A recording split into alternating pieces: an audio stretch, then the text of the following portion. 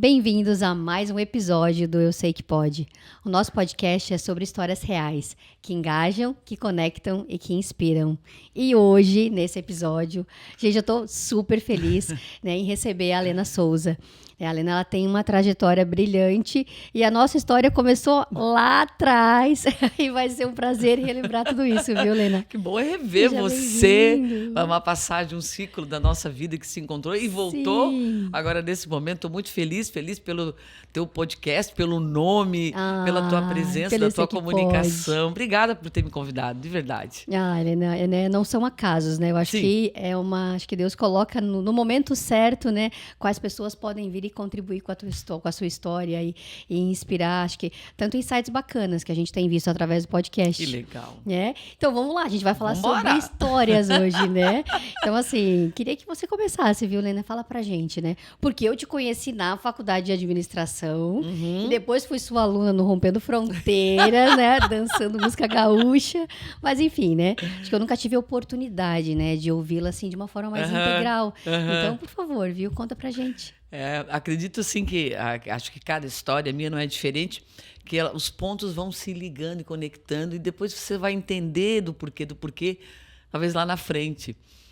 Então, começando de trás para frente, né? Hoje eu sou empreendedora, trabalho com comunicação, sou especialista, trabalho com coragem, as pessoas, com palestras. Então, para chegar neste ponto da minha vida, da minha carreira, que aqui eu acho que a gente vai misturar um pouco de tudo, eu tenho que voltar na infância e perceber por que foi tudo tão inesperado na minha vida. Sim, a pessoa por trás da marca, Lena, é isso mesmo, é sobre isso. E eu percebi assim, depois eu fiquei voltando, porque assim, tem gente que já tem parece que uma condição, uma genética, fala assim, não, esse é o meu caminho, esse aqui tem tudo para ser comunicadora. Que geralmente quem entra nesse meio já tem uma facilidade. Então eu tenho um caminho muito contrário disso, pela minha a infância ser muito introspectiva, muito tímida, odiava exposições assim, então nunca vivi nesse mundo de eu tenho iniciativa, nossa, eu sou corajosa. O que marcou muito a minha infância foi que a minha irmã era isso. A minha irmã é muito carismática, até hoje é. E na infância, 1 ano só de diferença. Sim, então eu sofri muito com o comparativo.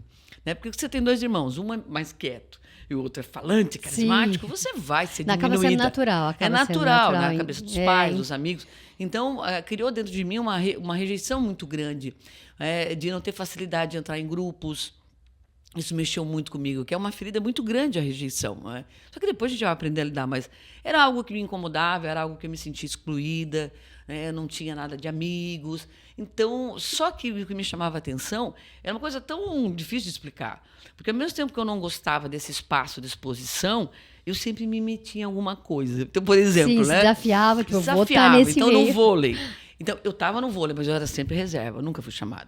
Teve uma vez que a pessoa do educação física me colocou que faltava 1 minuto, eu estava perdendo de feio. Daí falou, Lena, vem aqui, vai. Chama ela, eu consegui ganhar uma bolada na cara, acabou o jogo, então é uma entrada de 1 minuto, arrasei, acabei. Então foram assim, mas eu estava lá. Aí tinha a banda da escola, não sei se você lembra, tem algumas escolas até hoje que tem bandas. Sim, né? é da nossa época. Isso. Assim, era mais frequente. Isso era mais frequência, tal. Meu Deus, era um desfile, né, da banda e tal. Então, mas eu quero, mas essas meninas mais bonitinhas sempre estavam na frente. Então, uma magrelinha, desengonçada. E aí, eu falei, não, mas eu vou tocar na banda. Só que as meninas bonitas tocavam prato. Pam, pam. E aí, nenhuma menina tocava caixa clara. Aquele... E eu falei, não tinha essa época de feminista, vamos lá, mulher. Não, eu só queria me desafiar, mas desde que eu estivesse lá atrás. Então, olhando assim, eu era esforçada, eu me metia, mas desde que não houvesse uma super exposição. Então, eu tinha isso dentro de mim. E, ao mesmo tempo, a minha bateria social não existia, eu não gostava de estar em festinha, eu não tinha esse movimento de ser sociável, assim. Então, lá no passado, né, Helena, desculpa te interromper. Não, forma alguma. Né, lá no passado, acho que não tinha tanto esse viés de olhar, às vezes, para esse tipo de situação. Não. E algum tipo de apoio, né? A questão de terapias, ou realmente o suporte até da família, da própria escola, né? Era tudo muito diferente, né? As coisas iam acontecendo, né? Acontecendo.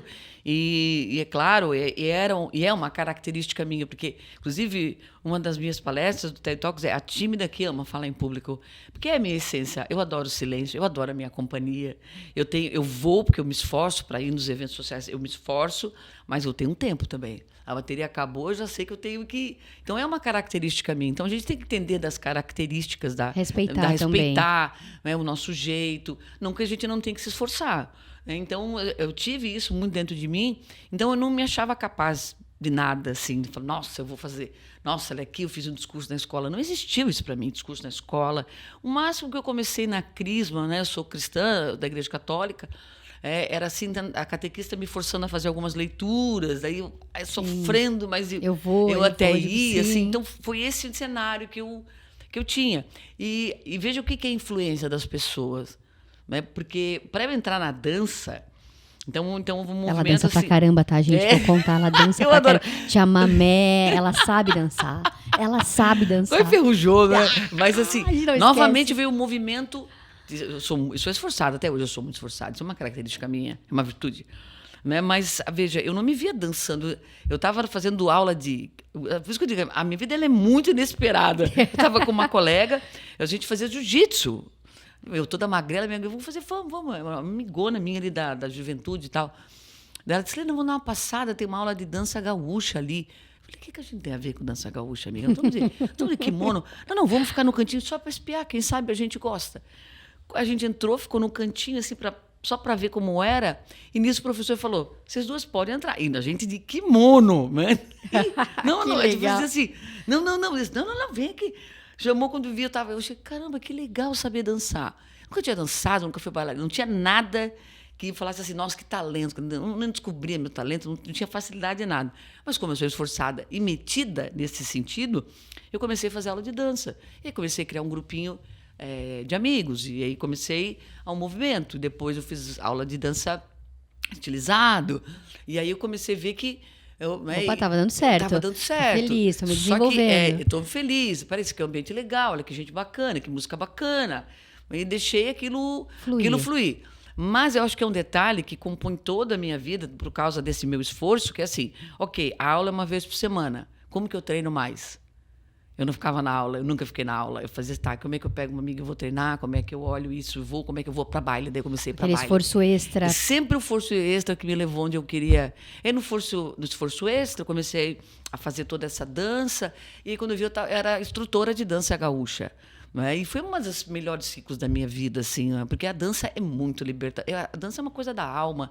Então, eu já não estava preocupada ali em saber se eu estava dançando bem, eu só curtia a música e aquilo fluía, era muito natural para mim. Mas eu cheguei assim no nível, realmente, que eu me soltava de verdade, porque eu amava aquilo de verdade. Aí veio outro desafio, né? Então comecei a dar aula, assim, no sentido de apoio, só que o instrutor de dança, ele não fica assim... Nossa, aquele que eu estou dançando. Ele pega as pessoas com maior dificuldade para ajudar. Eu sei que sim. Então é aquele assim, vamos dobrar esse joelhinho um pouquinho aqui, colega, né? Não gira tanto aqui. Não gira tanto, vamos mais a postura. Mas era um super desafio, que eu acreditava que a dança é um destravar do corpo, né? Da música. É um momento de libertação, assim, né? Assim que eu sinto, total. É muito bom. É muito terapêutico. Daí, veja, aí um outro desafio. Não, agora este grupo aqui, com os melhores instrutores, nós vamos montar uma apresentação. Eu falei, apresentação? Como assim? Não, é um show. Show? Não, tu tem todas as condições. Mas uma coisa é você dançar ali num salão, outra coisa é você se apresentar. Daí começou a minha dificuldade. Aí, então, eu dançava com um professor que era o grande líder ali do grupo. Então, tinha um peso muito grande, né, por ser o par dele, né, e tudo mais, no Rompendo Fronteiras, né, que eu honro muito a minha história lá com eles e tudo mais. Então, a apresentação. Daí, essa apresentação tinha de tudo. Tinha todo o floreamento feminino, daí tinha sapateado, daí tinha tango, daí tinha bolero. Então, era um show, era um mix de muitas danças. Eu vim do nada, eu estava na dança gaúcha, mas eram outros... Aí contratamos professora particular.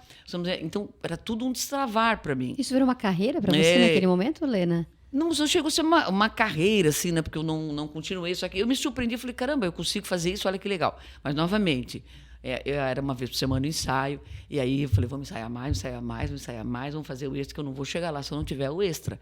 Porque quando eu estava no ensaio, eu até me saía bem. Daí, quando começou essa coisa, no abrir das cortinas, ali eu dava uma congelada.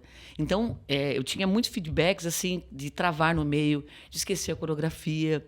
Só que as pessoas aprenderam a lidar comigo, e aí veio um talento meu que eu tenho até hoje, eu levo para as palestras, que é disfarçar. Eu sou muito boa nisso.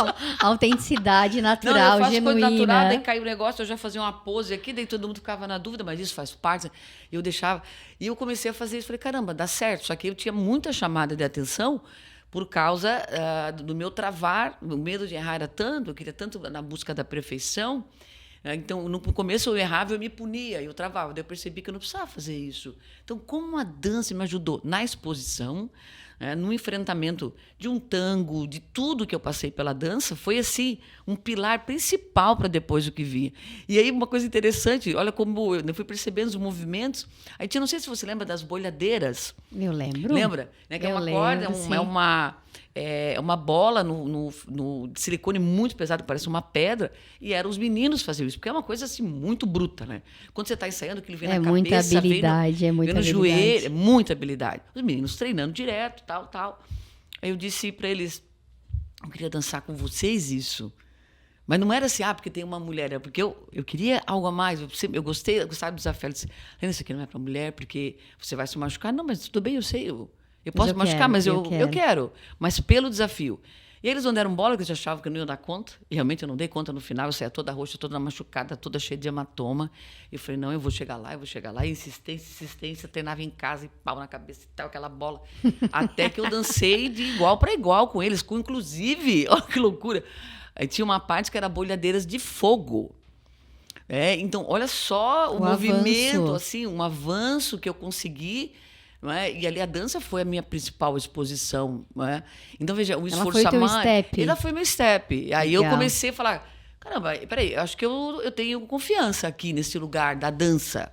A dança. Né? Depois, então veio esse ciclo maravilhoso da dança. Eu era CLT.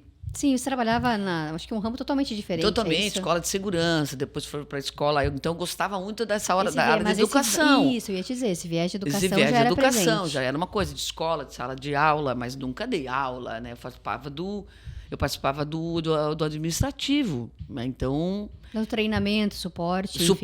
Então eu estava ligada naquele movimento, mas não o fato... O mais que eu tinha que fazer era, sei lá, dar um recadinho, eu já dizia... vai você. Eu tentava terceirizar a minha exposição. Então, por isso que foi tudo muito inesperado na minha vida, os movimentos. Então, ali vi um ciclo da dança, novamente influenciada por amigos. Eu falei, como pode as pessoas ao seu redor tanto te colocar para baixo, como pode te colocar para cima? A gente tem falado muito sobre estar cercado, sobre boas pessoas, buscar energia boa, influências boas. Quanto isso é determinante. Eu tenho ouvido boas histórias com relação a isso, e é a vida, né? É a vida. E sabe que, assim, uma frase que eu tenho assim, muito assim, que às vezes o que Deus faz, ele não vai te mandar uma mensagem, nada, ele vai te usar, ele vai usar pessoas. Vai te colocar ali no caminho. Né? Então, acho que a história de todo mundo, assim, aquela pessoa me falou isso, aquela pessoa me deu... Mas, na verdade, é Deus costurando toda a tua vida ali, né? Um crochêzinho que ele vai fazendo ali, você não entende por quê. Aí, de novo, não é? Veio Então, eu estava inquieta, eu sabia que a comunicação era um grande prejuízo, porque eu tinha um cargo de liderança, e eu era péssima, eu era explosiva, eu não escutava, eu não sabia conversar, nem o básico, dialogar, eu não tinha habilidade. Aí, falar em público, nossa, para mim, era um grande terror. E eu assisti um filme chamado Sim, Senhor, é um filme antigo, do Jim Carrey. Ele é uma comédia. Eu fui assistir, e a comédia era basicamente o seguinte, ele era muito antissocial, ele negava tudo, ele queria ficar sozinho, só que de uma forma muito engraçada, até que ele foi numa palestra. E essa palestra, o palestrante desafiou as pessoas falando da importância do sim. E ele falou, e aí no filme, você lançou o desafio de 30 dias do sim. E eu achei que ele comecei a falar, caramba, que filme interessante. Olha, e aí o Jim Carrey começou, o dia do sim, mas era um mês do sim. Então, tudo que ele odiava, ele tinha que dizer sim. E eu falei, vou brincar disso. Já que eu estou tão travada, vou brincar de 30 dias do sim. Olha o que, um filme. Sim, te despertou. Brinquei, né, com um sim. E aí eu comecei, vamos para isso, um lugar, dizia, vamos embora, eu dizia, vamos embora, mesmo na força do ódio. Eu falei, vou brincar com sim. Mas vamos brincar para valer, vamos né? Brincar pra valer. Falei, vou fazer 30 dias. E nessa busca dos 30 dias, no meio disso, veio 2 colegas falaram: nós estamos participando de uma entidade sem fins lucrativos que trabalha liderança e projetos sociais, chamada JCI. Essa é a escola que mudou a minha vida de verdade. Eu achei legal, eles falaram tão bem, eu falei: vou lá conhecer. No que eu vi a primeira reunião, eu falei: esse aqui é o meu lugar, não sei por que eu estou sentindo uma sensação tão boa. Então, eu falei: caramba, estou num lugar legal, vou usar o servir aqui, não é, para projetos sociais, eles trabalham muito a liderança. E na terceira reunião, veja, terceira, e veio o presidente falar: olha, a JCI promove o concurso de oratória. Eu falei: nossa, nem sabia que existia isso. Bem assim, Fale pegando mais aquela sobre. recebendo de primeira mão aquela informação. E o concurso funciona o seguinte: você tem 7 minutos, nós te damos o discurso, só essa informação que ele deu. Você tem 7 jurados, e quem tirar em primeiro lugar vai para a próxima etapa. E aí ele fez um discurso muito motivacional, muito inspirador. Ele falou: agora, hoje é dia de coragem, hoje é dia de você dizer sim. Eu falei: isso aqui é para mim. Cara, não eu é estou no sim, eu estou no sim. Quem levanta a mão agora? Vamos lá, vamos aproveitar a oportunidade dessa organização. Quem levanta a mão? Eu levantei a mão. Quando eu baixei a mão, eu já estava arrependida. Assim, não sei o que eu fiz da minha vida. Como pode eu, que nunca fiz um discurso, começar? Porque você tem uma trajetória, você fala assim: não, estou ampliando, mas acho que eu estou, pelo menos, minimamente preparada para um concurso. Não, mas eu levantei a mão, fiquei assustado com aquela minha atitude, mas eu tinha dito sim. De alguma forma, eu tomei uma decisão que eu não pensei, porque eu acho que às vezes a gente pensa demais e falta ação. E às vezes pensar bem também é bom, não é uma regra. Então, eu me inscrevi. Para ter uma ideia, eu não convidei nenhum amigo, nem meus pais sabiam que eu ia participar do concurso. Por quê? Eu só não queria passar vexame. Eu falei: vai que eu passo vexame. Meu pai e minha mãe olham e falam assim: não, minha filha, isso não é para ti. Aquele gatilho lá do passado, te puxando. E se eu contasse, não foi por mal, né? Meus pais não fizeram isso, mas realmente eles tinham realmente como pensar dessa forma: não, minha filha, isso não é para ti. Não, é para tua irmã, para ti não. Eles iam falar isso, porque era verdade mesmo, não é? Eu tinha muita introspectiva. Sei que chegou o dia e eu estava muito nervosa, querendo desistir, querendo assim, falar assim: não, pessoal, desmaiei, minha pressão baixou, não consigo. Encontrar uma desculpa verdadeira. Vou contar uma ali. desculpa tal. E aí o que aconteceu é que quando começou a minha vez, eu estava nervosa, batimento cardíaco, não respirava. De repente eu olhei, a primeira frase que eu falei, aquilo fluiu, que eu nunca tinha me sentido daquele movimento jeito. De coragem. Ali, ficou brotou. assim, sem eu pensar, é que não tive mais pressão. Não tive mais nada, era só a minha mensagem. Eu não tive intenção de primeiro lugar. Eu só queria ter curtir aquele momento. E talvez seja isso, eu não coloquei peso, não é? Desde lá eu pensava assim: não importa o que há comigo, importa é minha mensagem. Desde lá eu já tenho esse pensamento. Então, eu não tinha um peso mais. Não, eu tenho uma mensagem legal para compartilhar. Então, eu sempre fui voltada para a minha mensagem. Saiu o resultado, deu primeiro lugar. Eu falei: eu primeiro lugar. Então foi um susto muito grande. Sim, e aí foi alegria, um caminho claro. de degrau a degrau aí. Nossa, e hoje você tem muito isso, é muito reconhecida por esse movimento, por esse concurso, né, Helena? Muito. Ele foi realmente um grande, como a dança foi, acho que um segundo grande step, né, na tua carreira. Talvez porque me deu um sentido para a vida. Né? Hoje eu sei o meu lugar, hoje eu sei o meu servir, eu sei, porque foi depois, o pessoal fala assim: não, foi porque você chegou ao Mundial e foi para a Áustria, não, foi porque eu levantei a mão. Aqui em Joinville, teve né? um começo aqui. Teve um começo. Depois de um simples convite, de receber um impacto que eu não de uma dava mensagem. Nada, e aí, a levantada Uau. de mão. Eu sempre falo: a levantada de mão que mudou a minha vida. Porque esse concurso existe em várias fases. Então, eu ganhei o local, depois eu ganhei o regional, depois eu ganhei a etapa estadual, depois eu ganhei a brasileira. E aí, é engraçado como foi... sempre que você se destaca... E mesmo você não destacando, quando você destaca, você tem que estar muito preparado para as críticas e para as pedradas. Só que eu não tinha inteligência emocional para isso, porque como eu não ia para o destaque, eu não recebia crítica. Sim, era um ambiente novo para você. Nossa, ambiente totalmente. Então, foi muito difícil eu lidar com tudo aquilo. Porque como as pessoas não acreditavam em mim, elas tinham um motivo para não acreditar, elas diziam assim, né, por exemplo, quando eu ganhava uma etapa, diziam: não, é que tu teve sorte, os concorrentes eram ruins. Essa vez teve sorte porque sempre era uma desculpa, nunca assim: nossa, Helena, você é capaz. E eu vi aqui, eu só seguia o meu objetivo. Mensagem. Eu falei: a minha mensagem, não, caramba, essa mensagem é legal. Se eu tocar um coração ali, se eu tocar uma frase que as pessoas levar para a vida, já valeu. Então, não era uma ambição de ser primeiro lugar. Né? Então, aquilo eu fui fazendo com Uma naturalidade. missão de superação. Total. Sobre você, com Isso. você. Mas aí volta para o esforço a mais. Né? Então, assim, talvez tem pessoas que talvez, sei lá, imaginar que participam de um concurso, ensaiam lá 2 semanas antes. Eu ensaiava todo dia, exaustivamente. Exaustivamente. Fui uma atleta da oratória. Porque, assim, como a minha habilidade era baixa, né, tudo que você tem uma baixa habilidade, você sofre mais, tem maior tensão. Quando Sim, você está bota numa mais alta energia. habilidade, você faz aquilo natural. Eu não tinha essa naturalidade, porque eu não estava na minha alta habilidade. Eu estava aprendendo com o processo. Aí chegou a etapa brasileira, eu venci. Aí vem a etapa internacional. Como assim internacional? Como assim? Como internet? assim? Eu vou assim, etapa das Américas, 18 países. E aí eu tinha uma outra situação desafiadora, o idioma. Você pode falar, o português já é eliminado. Coitado, também é o único país que fala português. Que triste isso, né, pessoal? A gente podia ter o idioma mais favorável para nós. E aí era inglês e espanhol. Na época eu não dominava nenhum dos dois. Então eu tinha algo que não era a favor dos meus concorrentes, que eles estavam no idioma deles, espanhol e inglês. Né? E eu não. Então, estratégia. Vou anotar. Peraí, qual é a minha estratégia? Uma professora, eu escolhi espanhol, uma professora de segunda a segunda, para me preparar o meu discurso. Eu sabia que o meu espanhol não teria excelência, porque não dá para comparar uma excelência de alguém nativo com alguém que está aprendendo. Ali eu fui bastante massacrada. Em que sentido? Lena, acho melhor você não ir, você vai fazer feio para o Brasil, você não tem condições. Nossa, foi um ataque assim, de pessoas que eu nem esperava. E eu tinha certeza, não, eu não vou fazer feio. Pode ser que eu não ganhe, mas feio eu não vou fazer. Daí foi o esforço dobro de novo. Vamos lá. Já não sou mais eu, já represento o Brasil, essa entidade existe. O país. Muita gente confiando em mim. Isso, confiando em mim, não confiando. E eu falei, vamos lá, né? Mas aconteceu muito esse marco, assim, de falar, caramba, realmente o idioma pode me derrubar ou pode fazer, né, ficar feio para mim. Mas eu tirei aquilo da cabeça, eu fui no esforço, foquei, mas eu sabia que não era algo que era favorável. Então eu tinha que me destacar muito pelo discurso, porque o idioma não era um ponto alto meu. Sim. Então, vamos lá para a estratégia, vamos para o esforço a mais.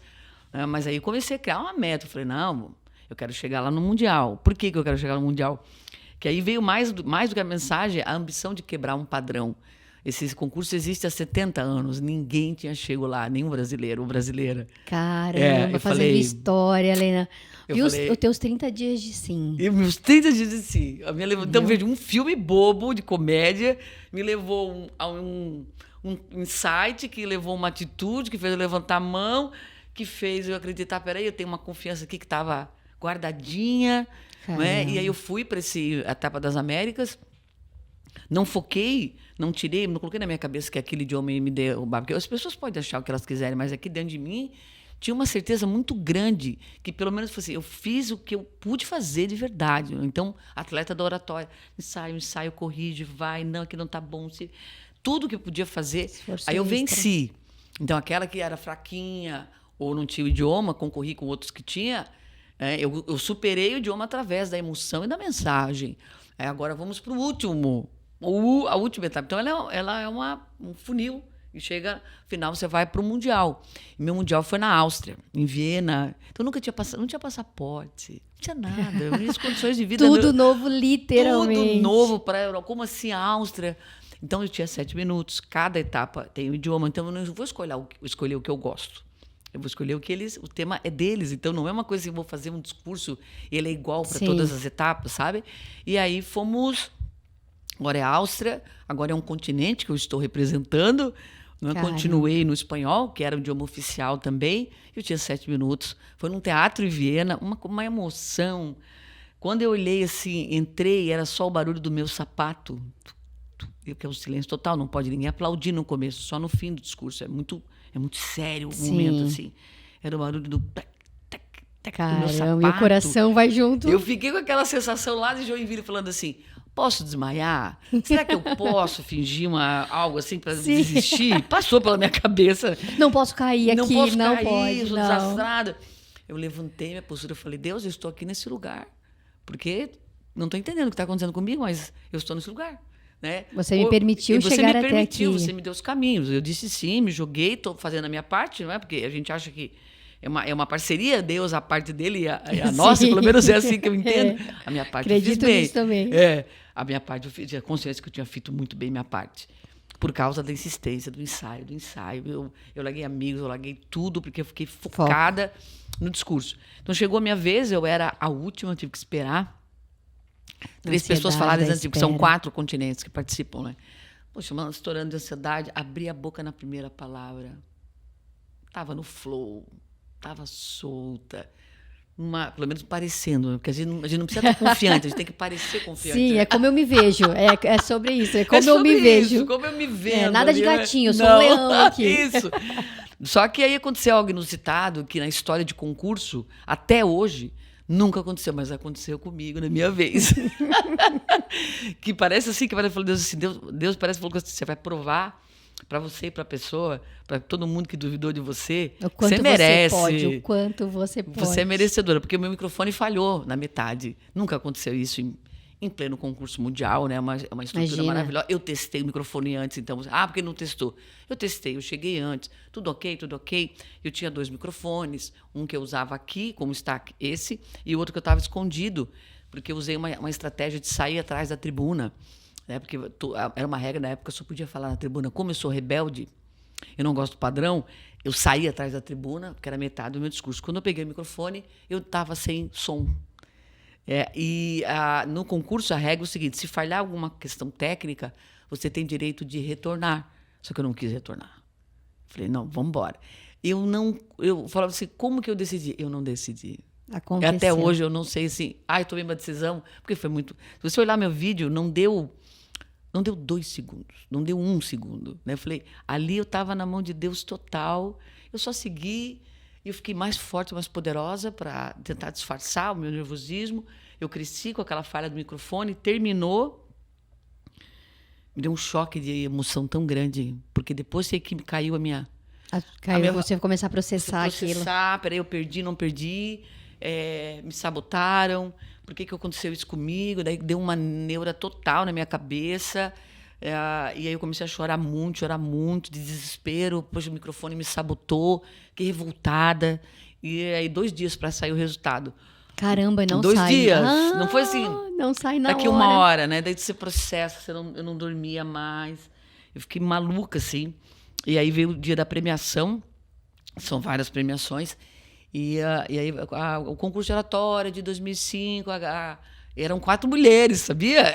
Eram 4 mulheres na final. Né? O prêmio de oratória vai para Lena Souza Brasil. Quando ela falou Brasil, nós estávamos em 25 brasileiros. Né? A gente quase desmontou aquele teatro, de tanto grito, de tanta... Que legal. Porque era uma voz abafada do Brasil, por fato de ninguém ter alcançado. Então, por toda aquela minha história, né? Um marco histórico. Né, algo assim inesperado, né? Ninguém apostou, ninguém achou que eu tinha competência. E eles estavam certos, porque eu não tinha mesmo. Porque eu acredito que foi realmente um milagre, mas eu fui esforçada, não pode esquecer. Sim. E aí, depois que eu ganhei, veio um dos jurados conversar comigo e disse... Lena, não sei se vou te contar uma curiosidade, a sua nota empatou tecnicamente com a asiática. Eu falei, sério, porque assim, lá não tem assim, uma nota aqui, outra ali. É questão... É o detalhe. Um detalhe do detalhe do detalhe. Que a excelência no discurso mundial é fantástico. Mas elas ficaram empatadas. Eu disse, tá, mas o que vocês fizeram para desempatar? Que foi determinante. A reação do teu microfone quando falhou. Isso determinou você que você merecia ser campeã. Que Olha legal. que loucura. Então a vida é assim. Você tem um olhar falando, caramba, por que você está com Deus? Por que está acontecendo comigo? Isso quis me derrubar. E, na verdade, talvez seja uma coisa ótima num segundo passo. Né? Ali nasceu uma empreendedora, porque eu não tinha instrução para ser empreendedora, não fui preparada. Associei que no dia seguinte, eu fui na empresa e falei, agradeço muito, eu estou pedindo demissão, que eu não sei o que vem aí pela frente, mas eu sei que vem coisa boa. Então, a coragem continua, né? Eu tenho essa mensagem de coragem, eu vivo na coragem, porque uma coisa é você ter um momento de coragem, outra coisa é você permanecer na coragem.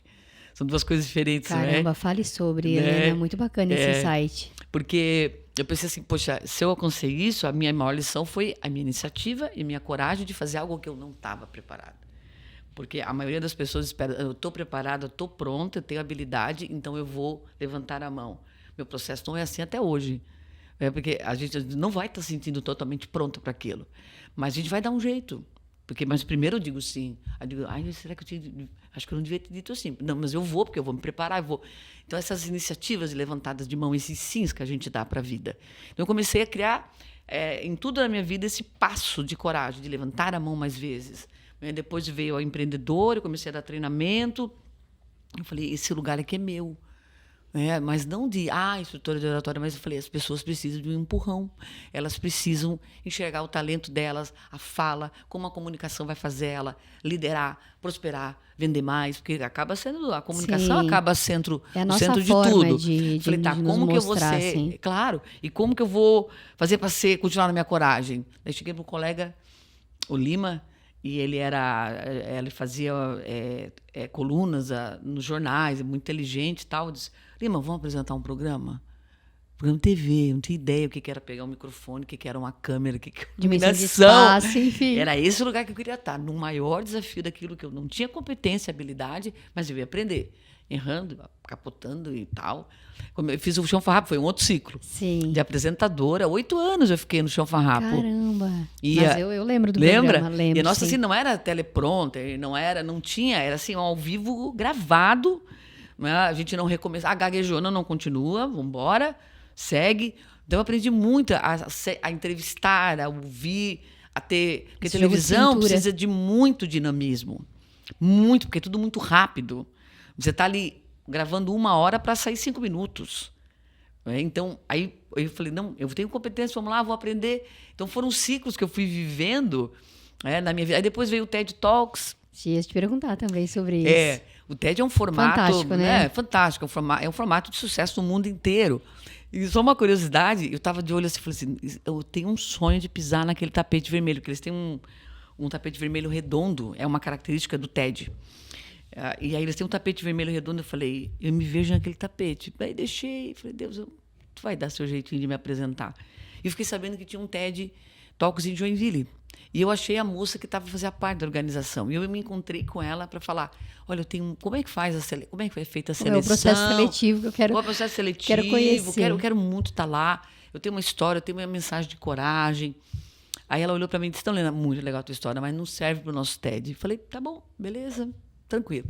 Eu falei, mas na minha cabeça era assim, Deus, você sabe qual é a minha intenção com o TED. Então, a hora que você vai apresentá-lo para mim, vai vir. Eu tô pronta, eis-me aqui. Aí eu participava de um co-work, por isso que eu adoro co-work, né, pelas trocas. Só que, na verdade, eu estava uma vida muito solitária, eu e meu marido trabalhamos juntos. Falei, Cristian, a gente precisa socializar, sair do nosso mundinho aqui. Vamos pegar de vez em quando ali uma reuniãozinha, trabalhar um pouquinho fora para ver gente, para ver escritório. Mas, na verdade, eu só queria incomodar as pessoas para conversar. Daí eu sentei numa mesinha que tinha do café, porque o café é o melhor lugar do mundo para conversar. Não é? Olha, bem acompanhada de um bom café, né? Bem acompanhada de um bom café. Eu sentava, a pessoa tomava café, eu dava tchau, eu tomava, e aí, o que você faz aí? Eu conhecia, e eu ficava, primeiro que eu amo café. Sim, Depois eu conheci um rapaz, a gente conversou, ele tinha uma empresa ali, e conversávamos, a equipe dele é muito legal. E do nada ele falou, Lena, eu tenho um convite para te fazer. Eu falei, vamos lá, o que é o convite? Porque eu adoro o convite. Aí ele também que eu não demorei muito para te responder que não pode. Eu falei, vambora, Renata, foi ótima vambora. pessoa do sim. Continua sendo a pessoa do sim. Ele te influenciou para a vida. E aí ele disse assim, Lena, a gente está planejando, nós estamos organizando um TED em Joinville. Daí eu já arregalei o TED. A gente já muda a postura. Já muda a postura. Assim, eu né? falei, deu um enxerto no cabelo assim, me conta.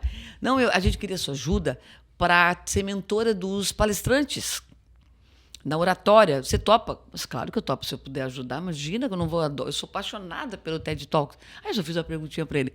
As inscrições já encerraram? Como é que a seleção? Não, isso eram 5 horas da tarde. O projeto de seleção termina hoje, meia-noite.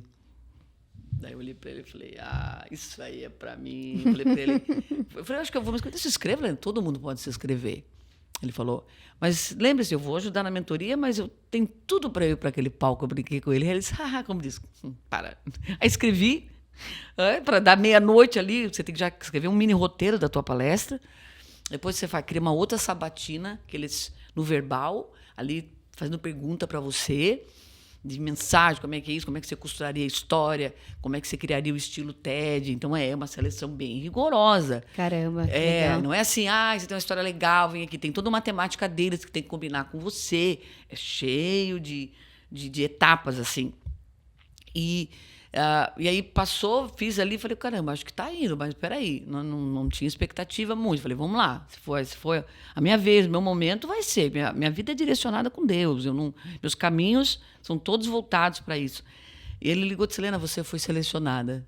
E eu falei, caramba, quando eu olhei aquilo, que era o último dia, eu falei, isso é bem a minha cara, né? A maneira como as coisas se apresentam para a tua Se vida. apresentam. Foi um dos melhores discursos da minha vida, sem dúvida nenhuma. Eu quebro muito padrão, levei um pódio, eu levei uma placa escondida, eu tinha elemento surpresa. A minha história ela tinha humor, porque o humor ele faz parte de quem eu sou. Eu me curo muito as minhas feridas com humor. Porque quando tu fala assim, só rindo disso para eu poder... Sim. Não ter tristeza ou não ter tanto movimento. Porque a tristeza é uma emoção, para faz encarar parte. o processo. Para encorar, eu vou contando e rindo de mim, eu vou contando tudo sempre criando trazendo essa leveza. Que eu vendo nos meus cursos para os meus alunos. A gente está apagando a nossa criança interior, que a gente tinha tanto humor dentro da gente na infância. E o adulto vai ficando sério, vai ficando na profissão, ele perde essa leveza, ele perde a espontaneidade, ele perde o seu jeitão. Eu falei, não é porque eu estou no TED que eu vou mudar esse meu jeito. É a Lena de sempre naquele TED. Foi sensacional. Hoje está com mais... Eu não sou muito de números, porque para mim, se 10 tivesse assistido e 2 tocado... Se fosse relevante, está valendo, eu não né? sou... vai viralizar. Também. Não, a questão não é viralizar, é saber para quem chega. É para quem, né? Eu tenho muitos depoimentos. Chega para quem tem que chegar. Então, foi um divisor muito, assim, o TED Talks. Tem muitos acessos, quase 1 milhão de acessos. Que legal, hein? Mas não é o número, é as mensagens que eu recebo pelo meu TED, que as pessoas se veem muito na minha história, de tímida, que encoragem e tudo mais. Né? Então, meu dia a dia é isso, é dar treinamentos, é estudar aprendizagem, ajudar as pessoas, é criar uma experiência positiva no meu treinamento e que elas levem para a vida. Porque treinamento bom é treinamento prático e a minha preocupação nos meus treinamentos não é só a experiência, é o pós. O que vale no treinamento é o pós. Como aquela pessoa vai aplicar segunda-feira, ele vai dizer, caramba, ontem tá fazendo a diferença. Hoje mesmo a pessoa falou, eu fiz uma apresentação para a diretoria e ela disse, foi sensacional. E foi teu curso que fez isso. Eu falei, não foi meu curso, foi você, não devo nada. Eu fui um instrumento. Eu só fui aqui, eu só te dei uma direçãozinha, porque tem muita gente que fala assim, meu curso vai transformar a vida. Será? Todas? Não, porque você vai até um ponto, o outro ponto é da pessoa. A maior parte é da pessoa. A gente vai... Treinador é isso. Você vai até um certo ponto e a maior parte de responsabilidade é daquela pessoa. Eu vou colocar em prática? Eu estou comprometido a melhorar? Porque tem muita gente que recebe conteúdo, mas só entra... Então, eu fui criando metodologias para ter a minha marca do jeito que eu conduzo um treinamento. Da forma como eu lido com a aprendizagem, quando eu lido com a leveza. Então, isso me deixa num lugar muito especial. Me realizo muito nisso. E quando você falou da faculdade, como eu fiquei perdida nessa era da faculdade. Por quê? Eu tinha uma trava, uma falta de habilidade, uns traumas em matemática. Eu chego a ter pesadelo de prova de matemática. Eu tremo só de pensar em prova de matemática. Porque várias vezes eu travava de um jeito que a folha entregava em branco. Então, assim, eu chamava de burro, então eu estava certo, porque não é algo que eu nunca tive facilidade, mas assim... que eu travei na vida mesmo. A professora gritava muito comigo, às vezes ela apontou um giz para mim, ela jogou fazer um exercício de matemática. Enfim, não culpo ela, mas acho que realmente era muito fraca, né? Porque às vezes não consegue equilibrar exatas com... Mas eu gostava de língua portuguesa, eu gostava de geografia. Desde o terceiro eu fiquei em recuperação em matemática. Caramba. Você vê como o meu bloqueio... Isso vai se fortalecendo, porque se a gente não trata, e às vezes a escola tem muito isso também, né? De acelerar algo, de deixar muito claro algo que às vezes você não é tão bom, né? E daí acaba te levando, às vezes, muito para a média, mas aí, às vezes, para a média em tudo, que também não é legal. Também, você vai se descobrindo, né? Eu estava me redescobrindo, falei, gente, como é que não entra? Eu estudava mais, eu me esforçava, eu falei, sou muito esforçada. Mas aquilo não entrava na minha cabeça. Aí, quando eu fui para o curso de... Falei, não, aí ainda... Olha como eu não me conhecia. Você olha assim, aquilo, né? Administração vai ter. Educação financeira, vai ter contabilidade. Quando eu olhei aquilo, comecei a travar, eu corria.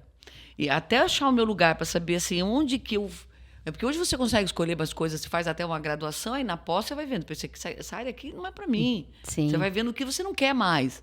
Então, eu comecei a estudar coisas que fugiam da matemática, em primeiro lugar, mas que tinha a ver com gente, com comportamento, com desenvolvimento. Então, veja, tudo eu fui me redescobrindo. Então, tenho MBA em neurociência, tudo de comportamento e desempenho.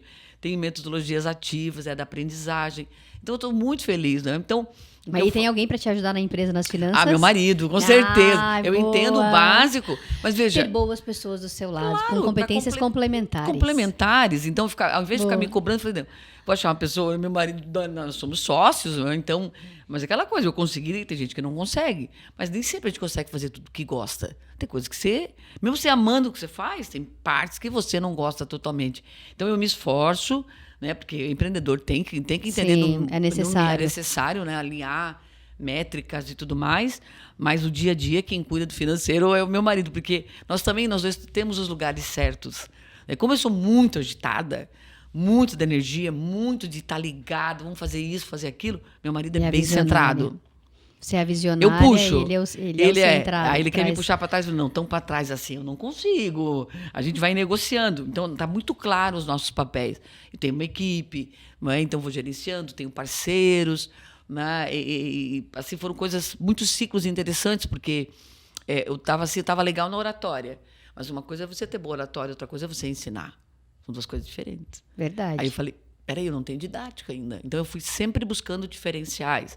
Veio a pandemia, eu estava 100% no presencial, porque até então não existia treinamento online ao vivo.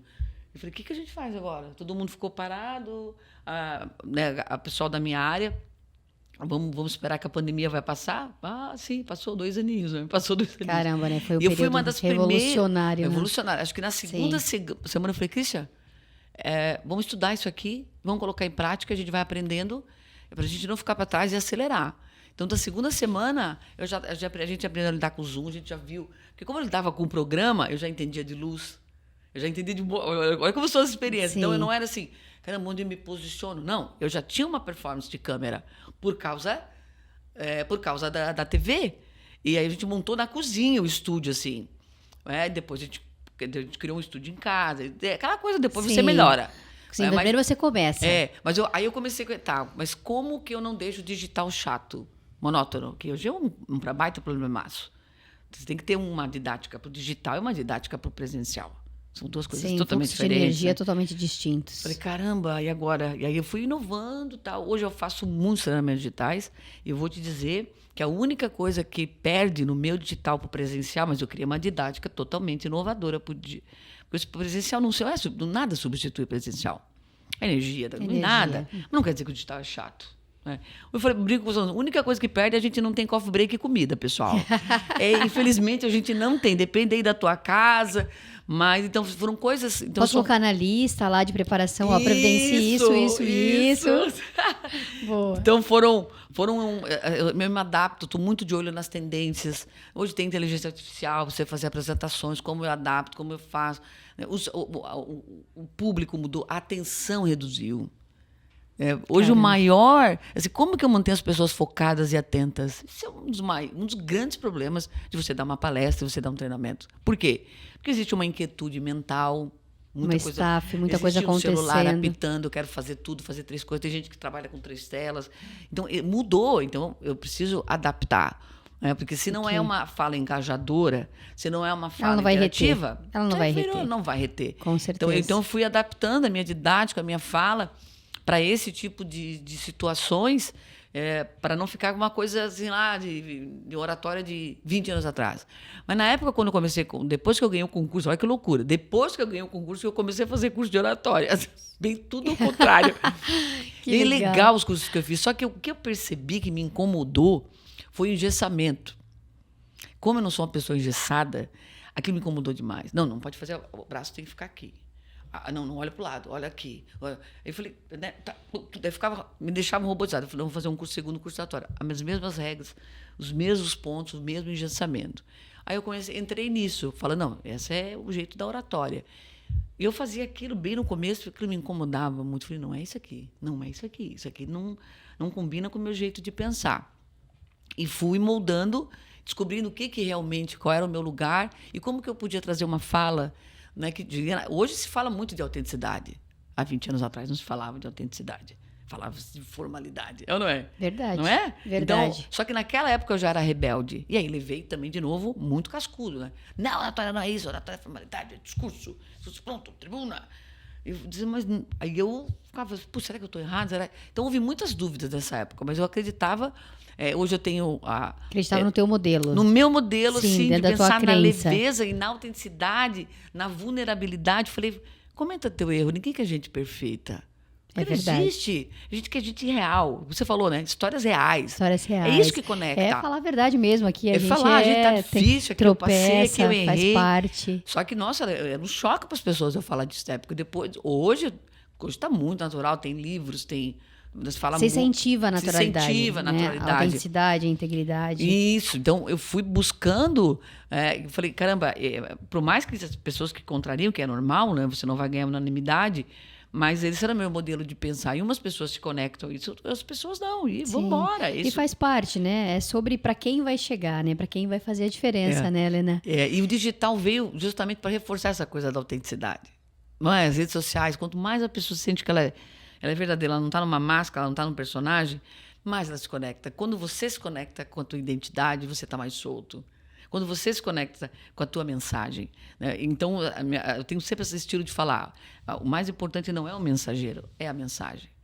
O foco não é você. Eu digo, o foco não sou eu. Eu olho uma palestra e digo, Deus, tem 2.000 pessoas aqui, 1.000 pessoas. Eu falo, para mim, para sempre me lembrar, o foco não sou eu, o foco é o público.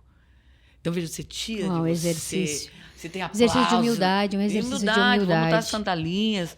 Porque quando você foca no público, você tem um outro estilo de modelo mental, da forma que você faz. Você cuida de reações suas. Muito, né? Porque às vezes é alguma coisa errada e a gente quer dar uma surtada lá na frente, você pensa, tá, mas vai afetar o público, então eu vou me segurar. Então, muitas coisas que eu faço, tudo que eu faço é no outro, é no público. Né? Se eu estou assim, se eu não estou bem, se eu não acordei bem. Eu fiquei doente por muito tempo. Pois é, eu ia abordar um pouquinho dessa fase aí da tua vida, que com certeza, né, muitos do nosso público também acompanhou, né? Isso, uma baita foi uma baita superação. Doente, mal, eu fechava a porta e dizia assim, eles não tem nada a ver com isso, te vira, Helena, te vira. Não é se eu fui paga, não é questão de ser paga. Era questão de sentido que aquilo te... Então, meu público quer o melhor de mim.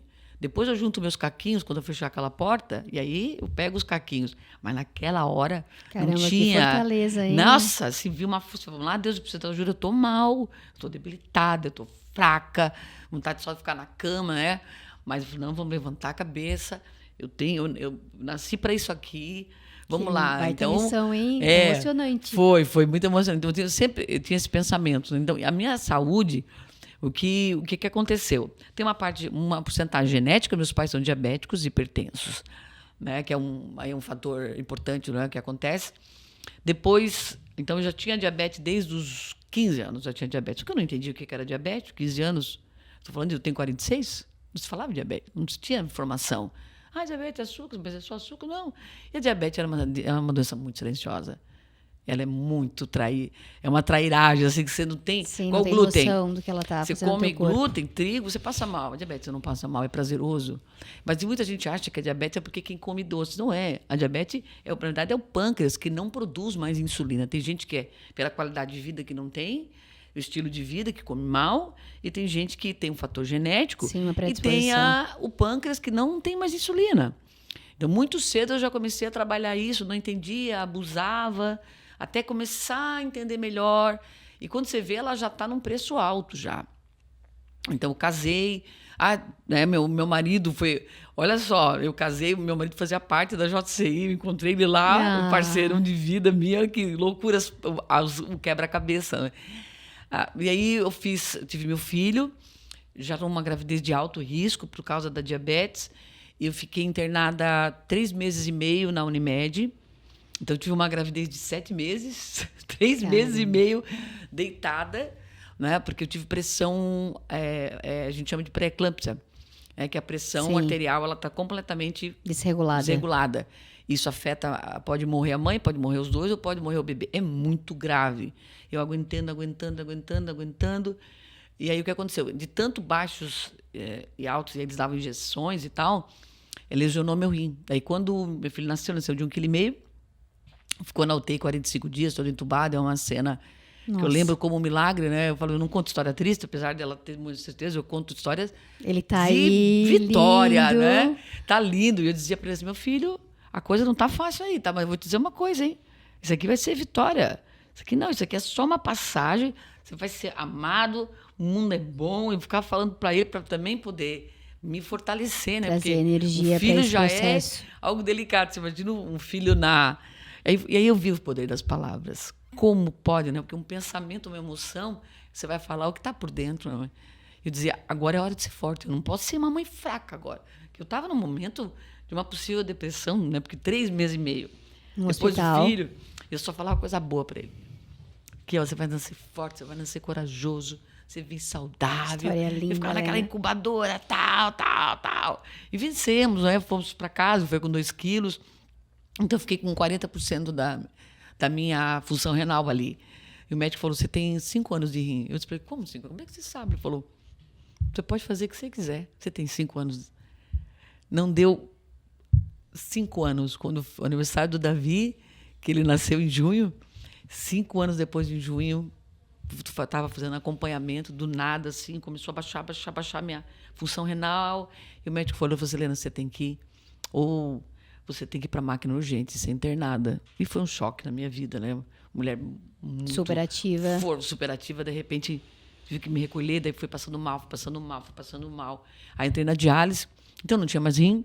A máquina fazia um processo do rim, que é de filtrar.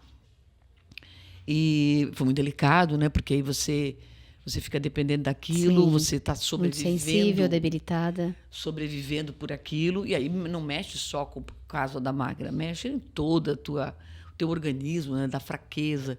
Muitas internações, muito altos e baixos, emocional.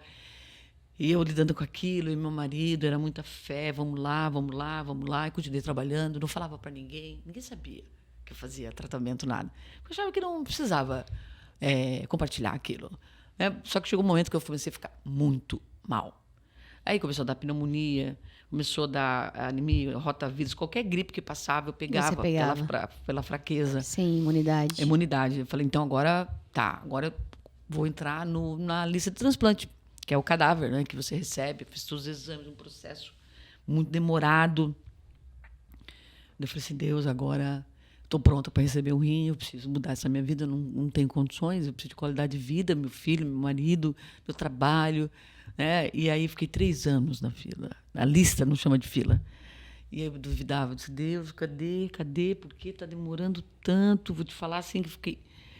Porque assim, doente, quem está doente, muito. Quem está doente tem pressa. Porque não pode ficar ansiosa. Quem está doente tem pressa para viver, né? Eu fui 3 anos, e aí eu deixava o telefone de lado, porque eles ligam para você. Eu dormia com o telefone de lado, não, isso aqui vai tocar. Isso aqui uma hora vai tocar. E aí passou 3 anos. Eu tinha uma mulher na minha igreja, assim, ela reza muito, assim, quase uma beata, assim, sabe? Eu vou dizer para ela assim, intercede por mim também, né, e tal. E aí ela falou assim, Helena, numa oração que eu fiz,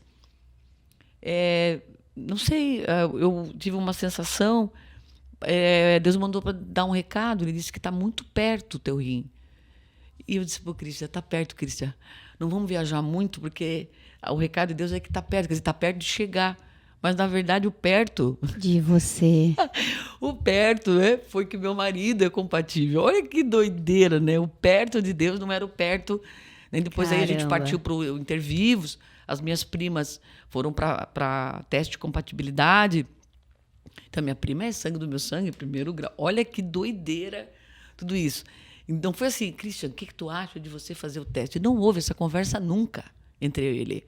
Nunca houve, porque é muito improvável. São casos raros que contam na ponta do dedo de casais. Caramba. Né? E minhas primas vai dar certo. É 3 primas, não tem como dar errado. Aí, no dia do teste de compatibilidade, o meu marido entrou na sala. Daí eu olhei para ele, o que está fazendo aí? Eu falei, o quê?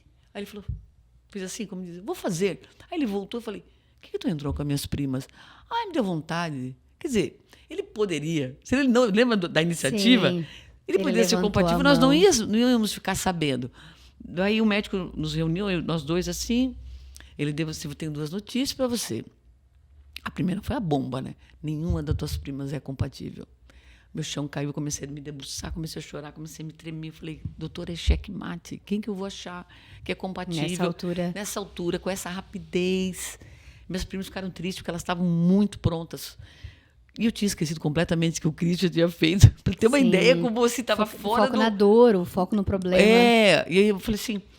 Não, mas ele começou a chorar, o Christian começou a chorar, calma, Lena, calma. Eu falei, não, mas não tem... Eu estava cansada daquilo tudo, né? Eu estava muito confiando. E o médico ficou assim para mim, sorrindo. Daí ele fazia assim, eu falei, eu não estava entendendo a expressão dele de alegria. Sim. Porque não era para estar alegre, ou era para estar chorando junto comigo, ou pelo menos sendo empático. Daí ele disse assim, quantos anos vocês estão juntos? Eu falei, nós estamos há quase 20 anos. Ele disse, você fez uma ótima escolha. Eu falei, claro, doutor, você é um homem muito bom. Porque assim, o Cris está comigo. Que, poxa, às vezes assim, a mulher tem muita simpatia do cuidado do doente. Não é todo homem que tem. Mas o meu marido era muito mais que um enfermeiro, assim. Né? Então, você ficava completamente dependente dele. Então, não foi assim, o transplante. Foi muito muito antes disso. Ele disse assim, você fez uma boa escolha. Eu falei, sim, eu fiz. Não, mas é que ele vai salvar a tua vida. Daí... Como assim? Não, ele é compatível. Então, é uma coisa muito...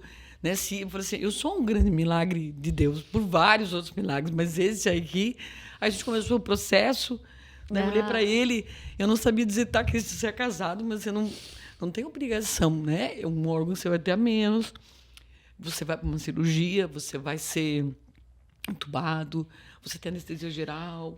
Então, tem tudo isso, né? Daí eu falei, chegou uma hora que eu fiquei tão abalada por algo, assim, acontecer com ele, né? Eu falei assim, Christian, vamos parar com isso. Deixa acontecer, se for para morrer, eu morro, mas assim, eu não posso te colocar nessa situação. Daí ele disse, não, tu está proibida de pensar isso. Por quê? Porque senão eu não vou estar cumprindo a vontade de Deus. Você não pode me tirar isso. Eu quero te doar. E se Deus me colocou nesse lugar, é porque é para ser isso. Não quebra. Eu pirei no sentido de algo acontecer com ele. Eu já não tinha mais medo da cirurgia. Eu só tinha medo que acontecesse alguma coisa com ele. Então, teve muita loucura, né? De esperar 1 ano e meio, fazer teste. Porque o doador tem que ser quase um atleta. Tem que se preparar. Se preparar, não pode ter nada. Ele teve gordura no fígado, depois uma manicure. Entrou uma bactéria na manicure, o meu dedo necrosou. Foram muitas coisas que aconteceu antes do... Aí fui para o hospital, eles internam sexta e segunda a cirurgia. Eu internei sexta e eu peguei uma pneumonia. Aí eu dizia, bateu na trave. E aí não é fácil você aguentar a frustração. Eu tinha que me curar, eu disse, calma, vou respirar, porque ainda não é a hora. Mas não é fácil você falar, seja feita a tua vontade. Né? Porque às vezes é a nossa vontade, né? Mas existe, depois você vê que, caramba, isso aqui era para ser assim. Era para ser mas dessa na hora, forma. é muito difícil a gente quer estar no controle, a gente quer fazer as programações, Uau, a gente Lena, quer as datas. Né? Que grande milagre eu tenho na minha frente, né? E aí eu falei, e exemplo. aceitar tudo isso. Pô, por que não deu certo na primeira, não deu certo? Aí curei 2 meses para curar da pneumonia totalmente, para não ter nenhuma possibilidade de infecção. Então, a gente se internou de novo, nós dois, no mesmo quarto. Segunda faz mais exame para confirmar da confirmação, porque não pode ter risco, principalmente para o doador, nem para o que está recebendo. Então, a gente acordou 4 horas da manhã, tomamos banho, tinha que passar lá uns cremes. A gente sentou na cama, assim, um do outro, ficou 1 hora se olhando, sem falar nada. Sem chorar, só assim, cara, o que vai ser? Eu falei, porque dá para correr, a gente pode sair por esse corredor aqui. Aí a gente brincava, olhava, rezava. O que vai ser depois disso? Né? Aí eu falei, não sei, mas nós estamos aqui. Aí ele sai primeiro, acho que umas 2 horas antes, porque você tem que preparar ele primeiro, né? Eu fiquei sozinha no quarto. Caramba, falei, agora é eu e Deus, conversa. E esse silêncio. Respira. E aí tu fala, meu Deus, o que está acontecendo com ele? Será que ele vai receber? Aí, né? E aí o cérebro, a mente já é negativa, tu vai para um lado, daí eu dizia, não.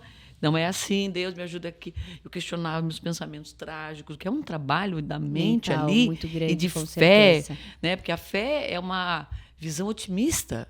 das coisas, né? Eu falei, não.